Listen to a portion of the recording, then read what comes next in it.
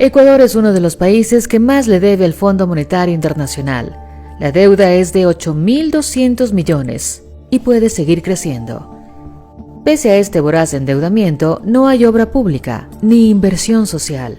La pregunta que el país entero se hace es: ¿a dónde ha ido a parar todo el dinero de la deuda? Según el ministro de Economía, Pablo Arosemena, la justificación sigue siendo la misma de siempre. La culpa es de Correa, pues según él, durante el gobierno de la Revolución Ciudadana, se triplicó la deuda.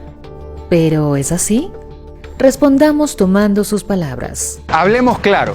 Durante la Revolución Ciudadana se auditó la deuda pública, se reestructuró la deuda externa y se priorizó la deuda interna intrasector público para no depender del Fondo Monetario Internacional, quienes a cambio de los préstamos exigen destruir salud, educación y seguridad, como lo estamos evidenciando.